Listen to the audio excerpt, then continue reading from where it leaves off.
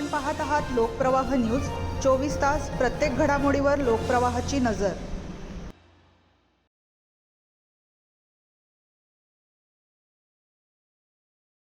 देवळा तालुक्यातील खामखेडा, सावकी व परिसरात बिबट्यांचा मुक्त संचार वाढल्याने ग्रामस्थ, शेतकरी आणि पशुपालकांमध्ये भीतीचे वातावरण निर्माण झाले आहे।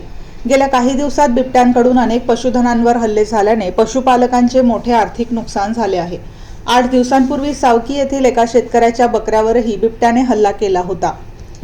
दरम्यान राज्यमार्ग क्रमांक 27 वरील खामखेडा सटाणा रस्त्यावरील मांगबरी घाटात दिवसाढवळ्या एकाच वेळी 3 बिबट्यांचे दर्शन झाल्याने परिसरात खळबळ उडाली आहे। रस्त्याच्या अगदी कडेला तिन्ही बिबटे बसलेले दिसल्याने या मार्गाने प्रवास करणाऱ्या नागरिकांमध्ये व वाहन चालकांमध्ये घबराट पसरली। हा परिसर शेतीप्रधान असून सध्या शेतीची कामे वेगात सुरू आहेत।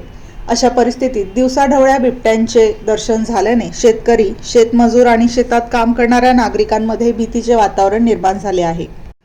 खामखेडा सटाणा हा अत्यंत वर्दळीचा मार्ग असून दिवसरात्र लहान मोठ्या वाहनांसह दुचाकींची मोठ्या प्रमाणावर वाहतूक सुरू असते। त्यामुळे दिवसाढवळ्या 3 बिबट्यांचे दर्शन झाल्याने विशेषतः रात्री व पहाटेच्या वेळी प्रवास करणाऱ्या वाहन चालकांसह परिसरातील शेतकरी आणि नागरिकांच्या सुरक्षिततेबाबत चिंता वाढली आहे।